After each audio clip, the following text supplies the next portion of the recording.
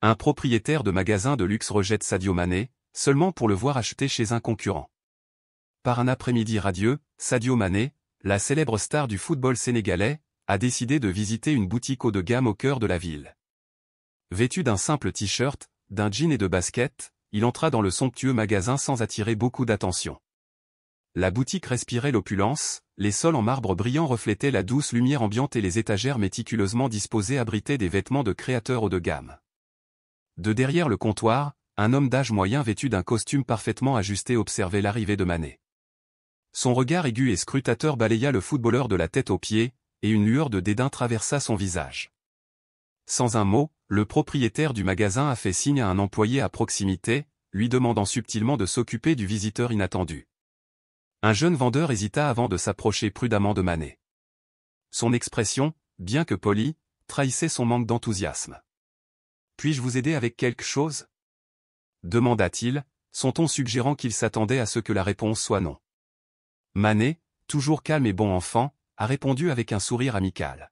« Je regarde, c'est tout. » L'employé fit un bref signe de tête avant de tourner les talons, redirigeant rapidement son attention vers d'autres clients qu'il jugeait plus adaptés à l'établissement. Pendant ce temps, Mané déambulait dans le magasin, ses yeux scrutant les vêtements luxueux avec une véritable curiosité. Malgré son attitude calme, l'air dans la boutique est devenu sensiblement tendu. Le propriétaire du magasin et ses employés surveillaient Mané avec attention, leurs expressions méfiantes à peine dissimulées. Pour eux, il était une anomalie, un étranger. Leur scepticisme confinait à la suspicion, comme si sa seule présence perturbait l'exclusivité raffinée de leur magasin. D'autres clients, parés de tenues luxueuses et de bijoux scintillants, l'ont également remarqué. Certains le regardaient avec une douce curiosité, d'autres avec un dédain à peine voilé. Quelques-uns bougeaient inconfortablement, comme si sa simple présence les mettait mal à l'aise. Pourtant, Mané est resté imperturbable. Il a pris son temps pour examiner la marchandise, passant légèrement ses doigts sur les tissus, appréciant leur texture et leur savoir-faire. Sa confiance tranquille contrastait fortement avec le malaise palpable du personnel. Finalement, l'attention de Mané fut attirée par un présentoir présentant une gamme de chemises en soie. Il tendit la main pour en toucher un lorsque le propriétaire, incapable de contenir plus longtemps ses réserves, s'avança vers lui avec une politesse feinte.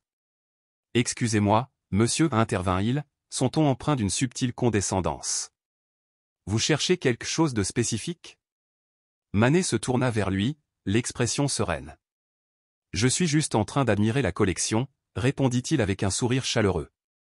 Pendant un bref instant, le propriétaire parut interloqué, comme s'il s'attendait à une réaction différente. Reprenant son calme, il offrit un bref « merci » avant de s'éloigner d'un pas vif. Désormais, l'ambiance dans le magasin a changé. Les acheteurs regardaient l'interaction avec intrigue, tandis que les employés échangeaient des regards inquiets, ne sachant pas comment gérer l'attention. Il était évident que le jugement initial du magasin fondé uniquement sur l'apparence s'avérait être un faux pas. Sans se laisser décourager, Mané a continué à naviguer.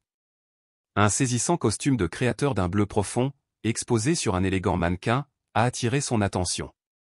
Le savoir-faire raffiné, les coutures impeccables, c'était une pièce exquise. Il s'approcha, admirant les détails. Le commerçant, qui ne l'avait pas quitté des yeux, se raidit. Cette fois, il s'est déplacé rapidement, s'interposant entre Mané et l'écran. « Excusez-moi, dit-il brusquement, sa voix trahissant une pointe d'impatience. Ce costume est une pièce exclusive. Je ne pense pas qu'il vous convienne. » L'implication était claire, le costume était trop raffiné, trop cher pour quelqu'un comme Mané. Mais Mané est resté inébranlable.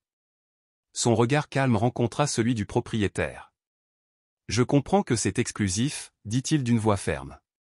J'aimerais en savoir plus sur sa conception et son savoir-faire. » Le propriétaire hésita. Il y avait quelque chose dans le ton de Mané ou une assurance, une compréhension auquel il ne s'attendait pas. Mais ses préjugés tenaient bon.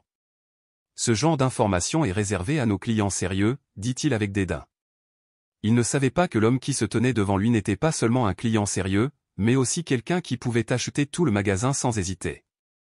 À ce moment-là, un jeune employé qui observait tranquillement la scène qui se déroulait s'avança avec hésitation. Sa voix était douce mais résolue lorsqu'elle s'adressait à Mané. « Excusez-moi, monsieur, dit-elle d'un ton poli mais nerveux. Si vous le souhaitez, je peux vous fournir plus de détails sur cette combinaison. Le propriétaire du magasin lui lança un regard sévère et désapprobateur, son expression l'avertissant clairement de rester en dehors de cela. Mais avant de pouvoir dire un mot, Manet se tourna vers elle avec un sourire chaleureux. « Merci », répondit-il sincèrement, reconnaissant sa gentillesse. Une tension palpable remplit le magasin. D'autres clients avaient commencé à le remarquer, leurs murmures créant un malaise sous-jacent. Certains chuchotaient entre eux, échangeant des regards curieux ou gênés. Quelques habitués se rapprochent subtilement du propriétaire, comme s'ils cherchaient à se rassurer silencieusement sur leur place dans l'établissement. Pourtant, apparemment inconscient de l'hostilité croissante autour de lui, Manet a continué à parler avec le jeune employé. Son véritable enthousiasme pour le costume est devenu évident car il a fait preuve d'une connaissance impressionnante des tissus et des techniques de couture. Sa perspicacité était inattendue, en particulier pour le propriétaire du magasin, qui regardait avec un malaise croissant, ainsi que pour les clients environnants, qui échangèrent des regards perplexes. Ensuite, l'ambiance a changé. Un nouveau client venait d'entrer dans le magasin, et au moment où ses yeux se posèrent sur Manet, son visage éclata de reconnaissance. Son expression s'éclaira d'excitation alors qu'il avançait. « Je n'arrive pas à y croire. »« Sadio Mané » s'exclama-t-il, la voix débordante d'enthousiasme. « Je suis un grand fan. » Il tendit avec empressement la main vers le footballeur, incapable de contenir son admiration. La couleur du visage du propriétaire du magasin disparut. En quelques secondes seulement, son expression est passée de l'indifférence au pur choc. Les murmures parmi les clients se sont intensifiés et plusieurs employés se sont regardés, certains se précipitant vers leur téléphone pour confirmer l'identité de Manet. Malgré le brusque changement d'énergie, le propriétaire n'était pas disposé à reculer complètement. Dans une tentative forcée de reprendre le contrôle de la situation, il s'est adressé à Manet avec un ton exagérément amical, qui cachait à peine ses préjugés persistants. « Monsieur, peut-être seriez-vous plus intéressé par notre section sportswear ?» suggéra-t-il, sa voix trop accommodante. « Je suis sûr que vous y trouverez quelque chose de plus adapté à vos goûts. » L'expression de Manet restait calme, son sang-froid inébranlable. Avec la même dignité tranquille, il répondit « J'apprécie votre suggestion, mais je suis vraiment intéressé par ce costume. J'aimerais l'essayer si c'est possible. » Le malaise du propriétaire s'est accru. Son regard parcourait le magasin, comme s'il cherchait du soutien parmi les autres clients. Mais au lieu d'être d'accord, il trouva des regards désapprobateurs et un jugement silencieux. Certains clients fronçaient les sourcils, tandis que d'autres secouaient la tête avec consternation. Même ses employés détournèrent le regard, gênés par son comportement. La situation l'avait complètement exposé et ses préjugés étaient mis à nu aux yeux de tous. Pourtant, plutôt que d'accepter le poids de ses actes, le propriétaire, désormais visiblement frustré, a pris une décision irréfléchie. Sa voix s'éleva, empreinte d'une indéniable pointe d'hostilité. « Ce ne sera pas nécessaire, déclara-t-il sèchement. » Le magasin tomba dans un silence tendu. Les employés comme les clients regardaient avec un malaise croissant, sentant que la confrontation avait atteint un point d'ébullition. Manet, bien que toujours calme, laissa une pointe de déception apparaître sur son visage. Son attitude calme n'a jamais faibli, mais sa voix était d'une fermeté indubitable lorsqu'il répondait. « Excusez-moi, dit-il d'un ton poli mais inébranlable, mais je ne comprends pas pourquoi je devrais partir. Je suis un client, comme tout le monde, et je suis ici pour faire un achat. » La façade soigneusement entretenue par le propriétaire s'est effondrée. Sa frustration est montée à son comble et, sans réfléchir, il a lâché « Vous n'êtes pas le genre de client que nous servons ici. Vous mettez notre vraie clientèle mal à l'aise et vous ruinez l'image du magasin. » Une vague de choc se répandit dans le magasin. Plusieurs clients haletaient de manière audible, tandis que d'autres échangeaient des regards indignés. La jeune employée qui avait été la première à approcher Manet fit un pas prudent, la voix teintée d'urgence. « Monsieur, intervint-elle, son inquiétude évidente, je pense que nous faisons une erreur. » Mais le propriétaire lui a coupé court. « Reste en dehors de ça et retourne au travail. » Claqua-t-il, sa voix plus dure que prévu. La tension dans le magasin atteint son paroxysme. Certains clients, visiblement consternés par les propos du propriétaire, se sont tournés vers la sortie. D'autres chuchotaient entre eux, leurs murmures devenant de plus en plus forts. Ce qui avait commencé comme un moment de calme s'est transformé en une véritable manifestation publique de discrimination. Manet est cependant resté calme. Il croisa le regard furieux du propriétaire et demanda calmement, « Puis-je savoir si c'est ainsi que vous traitez tous vos clients ?» Le propriétaire, toujours furieux, a réagi sans réfléchir. « Bien sûr que non. Nous ne servons pas les gens qui n'ont pas leur place ici. C'est un magasin de luxe, nous ne nous adressons pas à n'importe qui franchit cette porte. » Ces paroles résonnèrent dans le magasin comme une gifle. La finalité de sa déclaration restait en suspens, indéniable et sans filtre. Certains clients restèrent bouche bée, incrédules. D'autres secouaient la tête, leurs expressions étant un mélange de dégoût et de déception. Puis, le client qui avait reconnu Manet plus tôt s'avança de nouveau, sa voix résonnant dans le silence pesant. « Savez-vous au moins qui est cet homme ?» demanda-t-il en regardant directement le propriétaire. « Voici Sadio Mané, l'un des footballeurs les plus célèbres et respectés au monde. » Le poids de cette révélation s'est abattu sur le magasin comme un raz-de-marée, balayant les visages choqués des clients et des employés. Le propriétaire, toujours debout, semblait avoir pris conscience de toute la gravité de son erreur. Et à ce moment-là, tout le magasin l'a vu exactement tel qu'il était. Le commerçant, momentanément interloqué, regarde Manet avec un mélange de surprise et de scepticisme. Pourtant, au lieu de reconsidérer sa décision, il a tenu bon. « Je me fiche de qui il est. Dans ce magasin, nous jugeons les gens sur la façon dont ils se présentent, pas sur leur prétendue renommée. » Manet, toujours calme, répondit calmement, « Je comprends. Donc votre politique est de juger les gens uniquement sur leur apparence, sans considérer leur caractère ou leurs intentions ?» Ces paroles frappèrent le propriétaire comme un vent froid, le laissant sans voix. Le magasin tomba dans un silence inquiet tandis que les clients et les employés tournaient leur attention vers la confrontation en cours. L'air était chargé d'indignation et d'inconfort. À ce moment-là, la porte du magasin s'ouvrit. Un homme bien habillé entra, se dirigeant directement vers Manet. Avec un signe de tête respectueux, il dit « Monsieur Manet, la voiture est prête quand vous l'êtes. » La révélation a fait l'effet d'un coup de tonnerre. Le visage du propriétaire pâlit lorsqu'il réalisa, il avait gravement mal jugé son client. Les chuchotements parmi les clients se sont intensifiés et bientôt les téléphones ont été retirés. Certains ont pris des photos, tandis que d'autres semblaient écrire furieusement sur les réseaux sociaux, impatients de partager ce dont ils venaient de voir. L'arrivée du chauffeur personnel de Manet marque un tournant. Le propriétaire du magasin, qui avait fait preuve d'arrogance et de préjugés il y a quelques instants, se tenait maintenant figé, le poids de son erreur s'enfonçant. Puis, un autre client, qui observait silencieusement, s'est avancé. « Excusez-moi, » dit-il avec hésitation en s'adressant à Manet. « N'êtes-vous pas le footballeur qui a donné un demi-million de dollars pour construire un hôpital dans votre ville natale ?» Un murmure d'étonnement parcourut le magasin. Manet a simplement hoché la tête, son humilité en dit long. Le propriétaire du magasin essayait de retrouver sa voix, mais sa gorge semblait se serrer sous le poids de l'embarras. Le jeune employé, le seul à avoir traité Manet avec gentillesse depuis le début, a saisi l'occasion. « Monsieur Manet, » dit-elle avec un sourire poli, « ce serait un honneur de vous aider. S'il vous plaît, permettez-moi de vous montrer le costume qui vous intéresse. » Avant que Manet ait pu répondre, le propriétaire du magasin, la voix tremblante et pleine de regret, a finalement pris la parole. « Monsieur Manet, » balbutia-t-il, je n'en avais aucune idée. Veuillez accepter mes plus sincères excuses. C'était un terrible malentendu. » La foule observait avec fascination, certains enregistrant encore, d'autres murmurant entre eux. Le poids de l'erreur du propriétaire était évident et il était impossible d'échapper aux conséquences. À ce moment-là, la porte du magasin s'ouvrit à nouveau. Cette fois, un homme en costume sur mesure s'est précipité, l'expression sérieuse. Il s'est présenté comme le directeur régional de la chaîne. « Monsieur Manet, » a-t-il déclaré d'un ton empreint d'inquiétude, « je viens d'être informé de ce qui s'est passé. Veuillez accepter nos plus sincères excuses pour ce malheureux incident. » Le propriétaire du magasin, totalement humilié, a tenté de se défendre.